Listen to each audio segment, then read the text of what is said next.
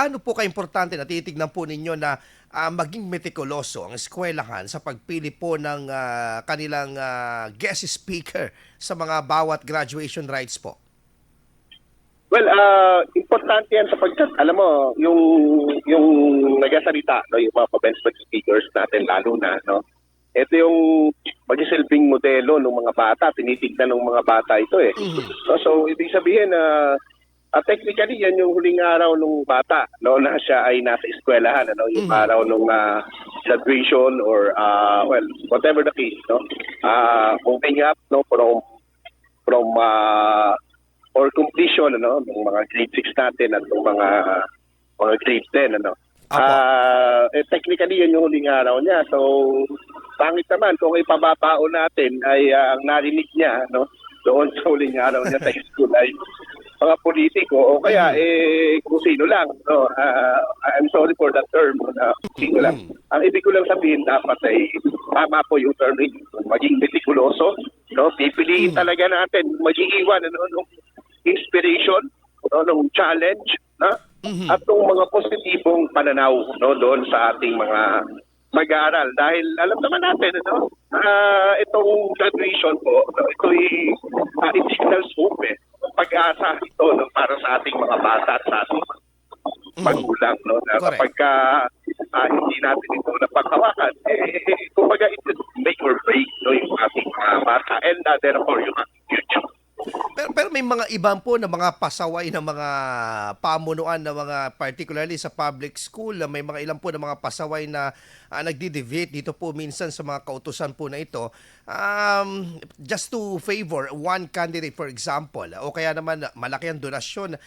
Ito po ba'y refleksyon ng kakulangan talaga ng full support ng pamahalaan kung bakit napipilitan yung mga ibang eskwelahan na kumakapit na lamang dito sa may mga malalaking donasyon ng mga politiko para silang gawing mga guest speaker minsan? Well, it's actually a reflection of the kind political system. And in particular, yung electoral system, no, na meron tayo.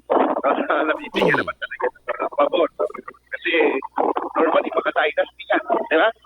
Ito yung yung tumatakbo yung pamangkin o yung kapatid o yung anak, dating governor o dating mayor, diba? So, bigay sa atin, papangalan ng eskwelahan natin, halimbawa, diba? Alam mo, laging yan laging biktima din, yung ating mga nasa ibaba.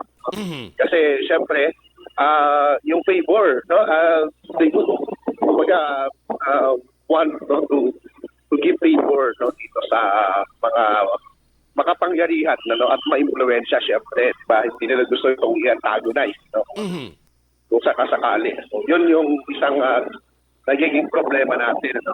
Kaya, no, pwedeng gagamutin dito, no, sa pamamagitan ng paggamot din, no, sa malawak, no, at malalim, no, na problema natin sa sistema pampolitika at yun nga, particular electoral, no, na sistema natin.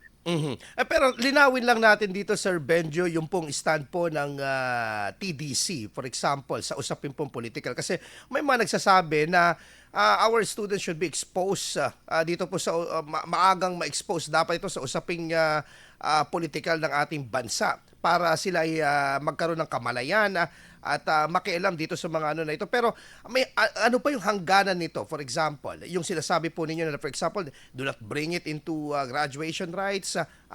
Paano po ba, Sir Benjo?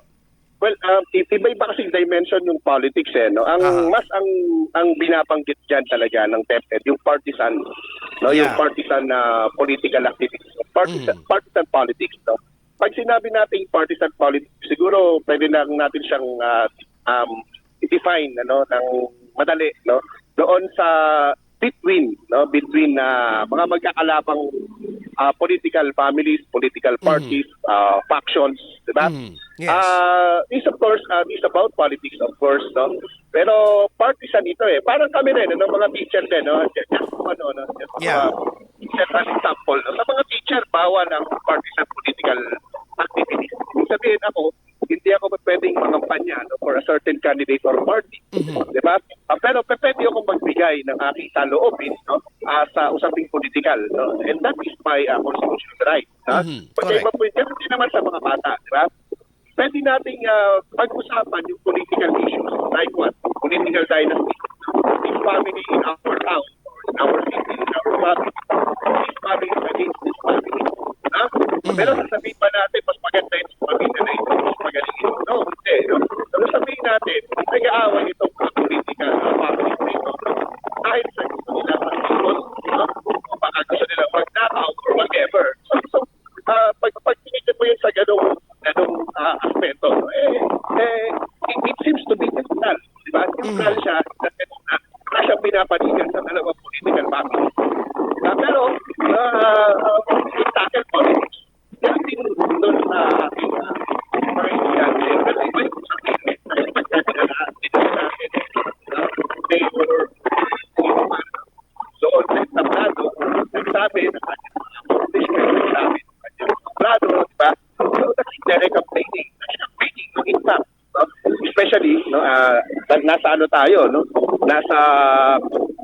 Nasa campaign period tayo, di ba? Correct. Yung gala, di ba? May exception kasi dyan, Mark, no, gaya ng sinasabi ko, di ba? Yun naman ay pagkilala din naman, yung exception na sinasabi, no?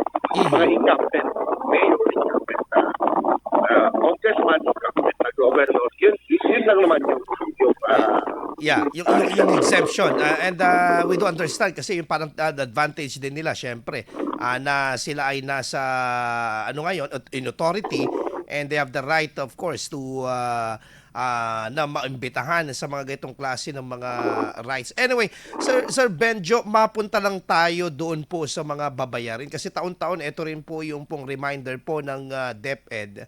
Pero may mga ilan po ng mga pasaway na gustong ilusot pa rin yung mga in a form of donation or voluntary. Paano po ba ito? Ano po bang klaro dito na ano po na polisiya sa mga babayarin po sa graduation rights?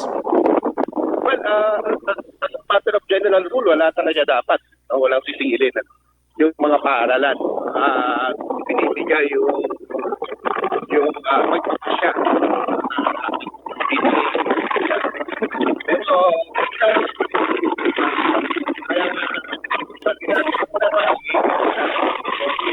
medyo sayang yung ano natin, no, yung maganda yung sinasabi ni Sir Benjo, pero anyway, ano po, Sir Benjo, tawag dito, medyo malakas yung hangin po ata nung ano natin, pero okay, yes, sige po, ayan po, okay na po, so go ahead, Sir Benjo, you're saying. Opo, no, bawal to no, as a matter of general rule, no, lahat naman ng pulisiya ng Department of Education, yung no collection policy ay nananaig, no, kahit sa pasokan, during the classes, no, during the school year, the entire school year, and even no, dito sa end of the school year. Ano po, bawal po yan. No? Ang exception lang dyan yung mga tinatawag natin ng mga voluntary contributions, no, na inaalaw, no, pero hindi ino-operate, no, hindi dapat ang nagpa-facilitate ay ang eskwela, no, ang sino man, ano, sa ating mga personnel, no, principal man yan, teacher man yan, ano po. So binibigay yung ganyang pagpapasya dun sa ating mga PTA. Again, in recognition, no, of the nature of our PTA, no, na non-government, no. Well, basically, di ba? Ang gobyerno naman ay tumatanggap sa pribado, di ba, ng mga donasyon. Correct. No? So, nasa ganung lang siyang prinsipyo. Pero it is, again, discouraged po. Opo. Pero dito po sa ano po, yung pong mga magrereklamo, kung gusto magreklamo po ba, pwede po bang makontak ang TDC or may hotline po ba ang DepEd na alam ninyo na pwedeng doon sila magreklamo po kung sakaling hindi gagraduate yung anak mo pag hindi mo nagbigay ng ganito, ganyan? Yun po ay bawal na bawal, no. Yan po ay lumalabas. Ang dami pong binabiolate yan, no. Hindi lang DepEd, no. Ang rules ang binabiolate po pag ganyan, no, yung sinasabi. Sige, hindi ka magmamarcha kapag hindi ka nakapagbayad ng ganito. Ay, wala pong ano yan, no. O hindi po pinapatawad yan, ano, sa system ng Department of Education. Apo. Pwede namin sila kung sa website ng DepEd, pwede naman po sila dyan kuha, no, nung number. May hotline po ang DepEd. Hindi ko nakabisado, no. Nasa website naman nila, no. At sa aming page, pwede din naman sa amin, no. We could facilitate, of course, no. Ang gagawin lang naman namin dyan ay ipo-forward, no, doon sa mga focal offices, no, or persons, no, doon sa ating Department of Education para mapagtulungan natin, ano, para Kasi mahirap itong ganitong kultura eh. Yes. No? Kung kultura man ito na matatawag, napakahirap po, no? Kasi nalalagay sa disadvantage, no? Yung ating mga bata, no? Kung magpapatuloy po yung ganitong kalakaran. Apo. Sir Benjo, panghuli na lamang po inyong mensahe sa inyong mga kapwa kaguruan, lalo na mga miyembro po ng TDC and of course sa ating pong mga magsisipagtapos mga proud parents, syempre. Opo, no? So, syempre, no, doon sa ating mga kabataan at sa mga magulang na po, ilang araw na lang po, no, magkakaroon na tayo ng graduation rites, no? 2 weeks, no? From now ay magkakaroon na po tayo at ito'y alam nyo sa kabila, no, Sir Mark, no, sa kabila ng napaka-challenging itong school year na to, ito yung pinakapaiksi nating school year, no, sa kasaysayan, no, sa Sayashoop, no. Pero talagang transition nito maiksi na, dami pa ring lost days ng klase natin. And we hope, no, na pagpasok ng school year 2025-2026 ay mas maayos na yung kalagayan natin dahil mas nakabelo na tayo, bumalik na rin tayo sa old school calendar na June to March, no? Kaya congratulations pa din, no? Congratulations pa din. Ganun talaga, no?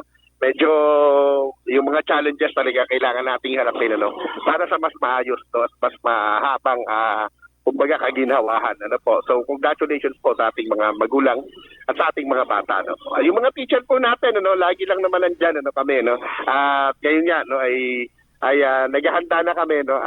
Alam mo, Sir Mark, di pa tapos ang school year na to, pinaghahandaan na namin yung susunod, no? Yes.